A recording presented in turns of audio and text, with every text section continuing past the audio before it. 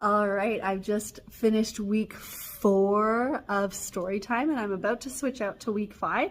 So I thought I would give you the recap of what I read to the kindergarten to grade 3s this week. So first up in kindergarten, we did some counting and we read 10 fat turkeys. I do know I don't love the word fat, and that's not actually a focus. It's really just a silly book where there's 10 turkeys on a fence. And each time we turn the page, one turkey does something silly and falls off. At the end, the whole fence is broken and they just end up going up a tree to cause more chaos.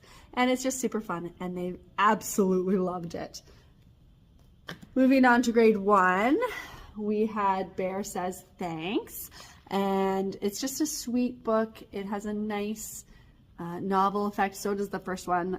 The kindergarten to grade 2s this week got novel effect, and it has a nice cadence and story, and the kids really love talking about why we can be thankful. In grade 2, we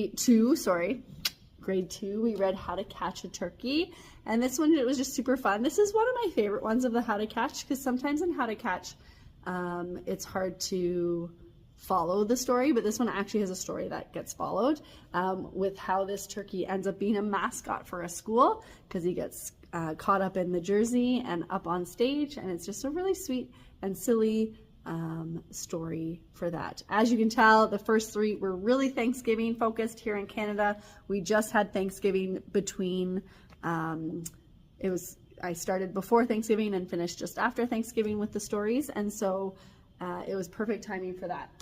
In grade 3, I didn't have a Thanksgiving one that was really good for grade 3, so I kind of went fall themed with how many seeds in a pumpkin.